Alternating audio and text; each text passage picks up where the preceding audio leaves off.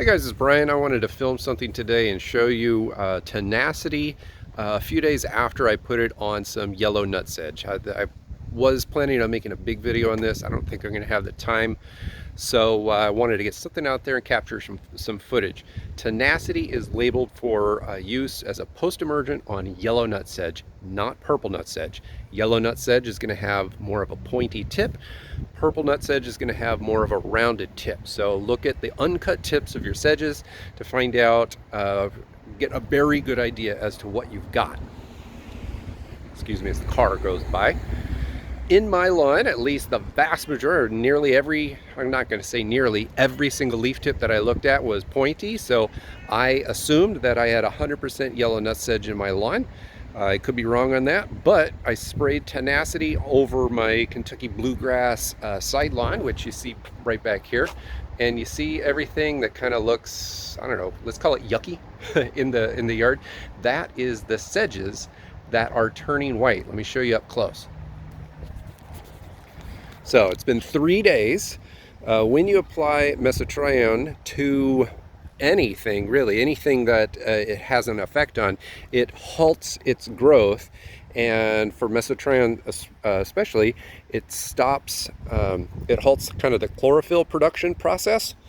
And because of that, all of the green color starts fading away. It starts turning yellow and then eventually white. And see this? I mean, this is not growing anymore. And it's losing all of its color. Some sedges are losing their color slower than others, but it's all happening. This is all just 3 days after I applied. Give it a little bit more time and all of these sedges are really just going to die. Now, nothing is really, most likely nothing is going to happen to any sedges that are underground that haven't put up sprouts. But anything above ground, this is going to work on. So when you're putting Tenacity down onto a new seed bed like this, you could put the Tenacity down at time of seeding, and at that time you're most likely not seeing sedges above the ground. That's why I waited till after I had germination and after the sedges were able to come up out of the ground to apply.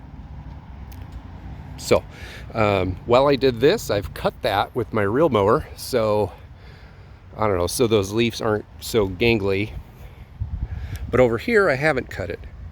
So here's a good example right here. Look at this guy. Nice, mature looking sedge plant. It's still a young one, but more mature than, say, for instance, this one. But everything is just white. Only 3 days. So this whole area, hopefully everything will be fully dead. I was planning on putting some Kentucky bluegrass down here as a holding grass until next year when I seed it with buffalo. But I'm almost starting to think I might put the buffalo seed down very, very soon, towards here the end of the summer. We'll see. I'm always changing my mind around here. So anyway, the sedges stop here, and then it's basically just fine. So there's nothing but death over there, which tells me I could probably start putting my ultimate long-term grass in here. So I don't know, we'll see what I can get to. Anyway, that's what I wanted to show you. Tenacity on sedges. Make sure to put it only on the yellow nutsedge. Of course, put it on grass types that are Tenacity or mesotrione tolerant. And if you're going to be putting it down because you know you have sedges, wait for those sedges to come up and leaf out. Let's call it about 2 tiers of leaves, which would be about 6. So that would be a pretty good plant to apply it to. Not too big, but not too little. It's got to be big enough to absorb enough of that herbicide to actually kill it off. See ya.